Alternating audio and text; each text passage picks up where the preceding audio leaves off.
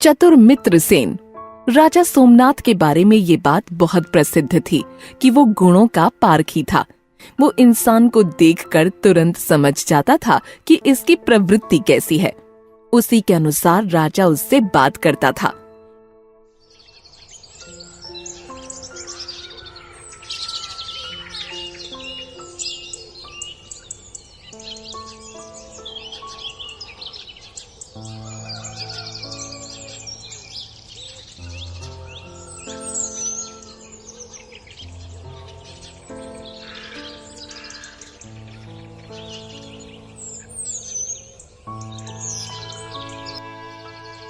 एक दिन मित्रसेन नाम का एक व्यक्ति राजा के दरबार में आया।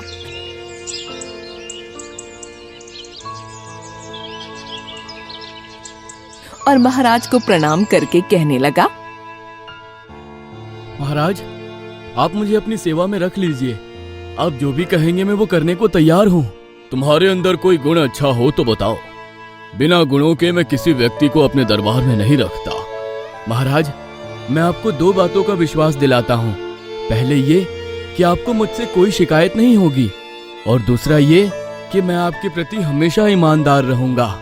तो राजा ने ध्यान से उस व्यक्ति को देखा तो वो व्यक्ति महाराज को जंच गया। कुछ खास बात तो है इस व्यक्ति में। जरूर ये एक न एक दिन कोई बड़ा पद हासिल करेगा। ठीक है, मैं तुम्हें अपनी निजी सेवक के पद पर रखता हूँ। मित्रसेन को महाराज के दरबार में रहते हुए अभी कुछ ही समय हुआ था कि उसने अपनी प्रतिभा से महाराज का दिल जीत लिया। लेकिन बाकी सभी दरबारियों को मित्रसेन से ईर्ष्या होने लगी। महाराज को चावल की मांड पीने का बहुत शौक था। जब भी दरबार में सुबह चावल बनते तो सोने के कटोरे में मांड निकालकर उसमें नमक डालकर महाराज को अवश्य दिया जाता। सुनो मित्रसेन, जाकर महाराज को सूचना दे दो कि आकर मांड पी लें, नहीं तो ठंडा हो जाएगा और बेस्वाद हो जाएगा। ठीक है, मैं अभी महाराज को बताकर आता हूँ। मित्रसेन तुरंत महाराज को बुलाने दरबार चला आया तो वहाँ देखा कि राजा दूसरे नगरों के दूतों के साथ वार्ता कर रहे हैं। उसने महाराज को बीच में टोकना ठीक नहीं समझा। अगर मैं महाराज से कहूँ कि महाराज आकर मांड पी लीजिए तो इतने सारे लोगों के बीच में महाराज असहज महसूस करेंगे। मुझे ये कहना उचित नहीं लग रहा, किंतु महाराज को सूचना देना भी आवश्यक है। मित्रसेन ये सब सोचते हुए थोड़ा आगे बढ़ा तो महाराज की नजर उस पर पड़ी। तब महाराज ने कहा, क्या हुआ मित्रसेन, क्या तुम कुछ कहना चाहते हो? जी महाराज, बात ये है कि धान सिंह का बेटा मान सिंह मिलने के लिए आया है। मिलना है तो जल्दी चलिए, वरना वो शीतलपुर को हो जाता है।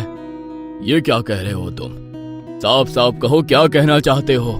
महाराज, मैं सत्य कह रहा हूँ। धान सिंह का बेटा मान सिंह आपसे मिलने के लिए आया है। मिलना है तो जल्दी चलिए, वरना वो शीतलपुर को हो जाता है। धान सिंह का बेटा मान सिंह? अच्छा, ये मार की बात कर रहा है। अच्छा, वो धान सिंह का बेटा मान सिंह, उसे रुकने के लिए कहो, मैं अभी आता हूँ। जी हुजूर, जो आपकी आज्ञा। मित्रसेन वहाँ से रसोई घर की तरफ चल दिया और महाराज भी रसोई घर गए और गरम गरम मांड पिया। महाराज को मित्रसेन की ये चतुराई भा गई। जब अगली सुबह हुई तो महाराज ने घोषणा की,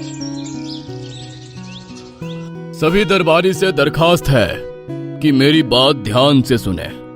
मैं मित्रसेन को मंत्री के पद पर नियुक्त करता हूँ। अब मित्रसेन भी दरबार में शामिल हो सकता है। महाराज ने ये कैसी घोषणा की है? और ये गंवार व्यक्ति हमारे साथ दरबार में बैठेगा? अभी मित्रसेन को मंत्री पद पर नियुक्त हुए कुछ ही दिन हुए थे कि महल में एक बहरूपिया आया। वो तरह तरह के वस्त्र पहने था और विभिन्न भाषाएं बोलता था। वो जहाँ की भाषा बोलता वहीं का रहने वाला मालूम पड़ता। महाराज, यदि आपकी सभा में उपस्थित कोई भी ये बता दे कि मैं पंजाबी हूँ या राजस्थानी या तमिल या कन्नड़, तो मैं अपना सर मुड़वा दूंगा। और यदि ये कोई बता ना सका तो आपकी सभा में उपस्थित सभी व्यक्तियों से मैं एक एक स्वर्ण मुद्रा लूंगा। महाराज को ये खेल बहुत पसंद आया। हाँ ठीक है, मुझे ये खेल मंजूर है। तो सभी दरबारी बताओ कि ये महाशय किस नगर के हैं। यह व्यक्ति तो सभी भाषाएं बोल लेता है। ये बताना तो बहुत मुश्किल लगता है कि ये किस नगर का है। हाँ भाई, सही कह रहे हो। इसके कपड़े व रंग रूप से भी नहीं पता चला कि ये किस नगर का है। दरबार में चारों तरफ कानाफूसी होने लगी। तभी मित्रसेन ने कहा, महाराज, यदि बहरूपी महाशय हमें एक दिन का समय दें तो बहुत अच्छा होगा। मैं कल अवश्य बता दूंगा कि ये महाशय किस प्रदेश के निवासी हैं। ठीक है, मुझे ये मंजूर है। मैं एक दिन का समय देता हूँ। उस बहरूपिये की रात गुजारने की व्यवस्था दरबार में ही कर दी गई। सभी सोने चले गए। जब सुबह सभा लगी तो सभी पुनः एकत्रित हुए। महाराज, मैं जान चुका हूँ कि ये बहरूपिया महाशय किस प्रदेश के हैं। ये गुजरात के निवासी हैं महाराज। अगर आपको यकीन ना हो तो आप इन्हीं से पूछ लीजिए। क्या मित्रसेन ठीक कहता है? क्या तुम सचमुच गुजराती हो? जी महाराज, ये व्यक्ति ठीक बोल रहा है। मित्रसेन, तुमने ये कैसे पता लगाया कि ये गुजराती हैं? महाराज, ये जानना बहुत आसान था।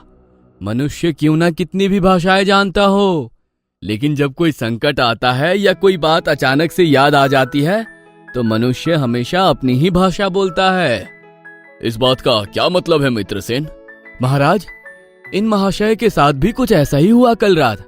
जब ये सो रहे थे तो मैं इनके कक्ष में गया और एक डंडे से इन पर वार करने का प्रयास किया तो इन्होंने बोला सूछ है। इसका मतलब था कौन है। इनकी बात सुनकर मैं जान गया कि ये गुजराती बोल रहे हैं, इसीलिए ये गुजरात से हैं। मित्रसेन की बात सुनकर सभी दरबारी और महाराज प्रसन्नता से खिल उठे, लेकिन कुछ दरबारियों को मित्रसेन से और ईर्ष्या होने लगी। एक दिन एक दरबारी महाराज के पास जाकर बोला,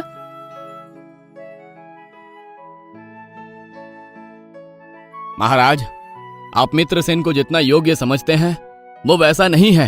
वो आपके भरोसे के लायक नहीं, वो बहुत मतलबी है। नहीं नहीं, ऐसा नहीं है। मित्रसेन बहुत तेज दिमाग और अक्लमंद व्यक्ति है। महाराज, वो बहुत ही अनुभवहीन व्यक्ति है। उसे राजकाज के बारे में कुछ भी नहीं मालूम। मेरा मानना यह है कि अक्लमंद व्यक्ति अनुभवहीन होने पर भी योग्य होता है। वो अपनी बुद्धि से हर समस्या का समाधान निकाल सकता है। महाराज, दरबार में ऐसे कई मंत्री व दरबारी हैं जो बुद्धिस्ट हैं। ठीक है महामंत्री जी, आप जिन जिन लोगों को योग्य समझते हैं उन्हें बुलाइए। हम मित्रसेन के साथ सबकी परीक्षा लेंगे। जैसी आपकी आज्ञा महाराज। ये कहकर प्रधानमंत्री जी वहाँ से चले गए।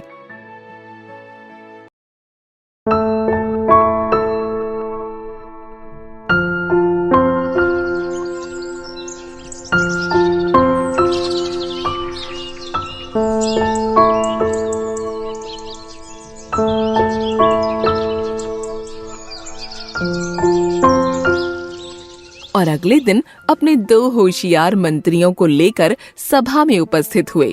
वहाँ पर मित्रसेन भी उपस्थित थे। मित्रसेन, आपको और 2 मंत्रियों को 10 कांस्य के सिक्के दिए जाएंगे। इन सिक्कों के बदले आपको 100 सोने के सिक्के लेकर आने हैं। क्या आपको ये मंजूर है? जी हुजूर, हमें मंजूर है। जी हुजूर, हमें भी मंजूर है। महाराज ने दोनों मंत्रियों और मित्रसेन को 10-10 कांस्य के सिक्के दिलवा दिए, जिसे लेकर सभी अलग अलग नगरों में चले गए।